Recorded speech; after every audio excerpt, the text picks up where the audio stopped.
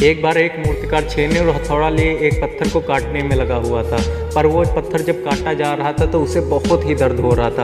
वो सहन करने की कोशिश कर रहा था पर उसे सहन नहीं हो रहा था। आखिरकार वो उस मूर्तिकार से पूछ ही देता कि तुम कौन हो, तुम मुझे परेशान क्यों कर रहे हो, तुम मुझे इतना दर्द क्यों दे रहे हो। तभी वो मूर्तिकार कहता है कि मैं एक मूर्तिकार हूँ, मैं तुम्हें एक भगवान की मूर्ति में तराश रहा हूँ। तभी पत्थर कहता है तुम मुझे अकेला क्यों नहीं छोड़ देते, तुम मुझे क्यों परेशान कर रहे हो, इतना दर्द मुझे क्यों दे रहे हो। तभी मूर्तिकार कहता है कि मैं तुम्हें एक भगवान की मूर्ति में तराश रहा हूँ, लोग तुम्हारी पूजा करेंगे, लोग दूर दूर से तुम्हारी पूजा करने के लिए आएंगे, एक पुजारी होगा जो तुम्हें दिन रात पूजेगा, तुम्हारा ख्याल रखेगा। और इतना कहकर फिर से वो काटने लग जाता है। तभी पत्थर फिर से कहता है कि तुम मुझे मेरे हाल पर छोड़ दो, मुझे पता है मेरे लिए अच्छा भला क्या, मुझे तुम मेरी ज़िंदगी जीने दो। और ऐसा सुनकर वो मूर्तिकार उसे छोड़ देता है, वो दूसरा पत्थर तराशने लगता है। कुछ देर बाद उसे दूसरा पत्थर मिल जाता है और उसे वो छेनी हथौड़े से काटने लगता है और कुछ देर बाद उसे एक अच्छी सी मूर्ति बना देता है और उस मूर्ति को एक मंदिर में ले जाकर रख देता है। अब उस मूर्ति की रोज़ पूजा होती, दूर दूर से लोग आते उसे पूजने के लिए। एक पुजारी था, उसकी सुबह शाम पूजा करता था।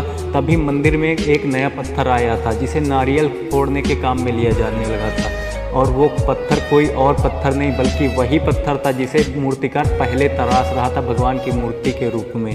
अब वो पत्थर बहुत ही पछता रहा था कि काश मैंने वो दर्द पहले सह लिया होता तो आज ये दर्द ना सहना पड़ता, लोग मेरी भी पूजा करते, लोग मेरा भी ख्याल रखते, एक पुजारी मेरे लिए भी होता। और ऐसा सोचकर वो बहुत ही ज़्यादा पछता रहा था।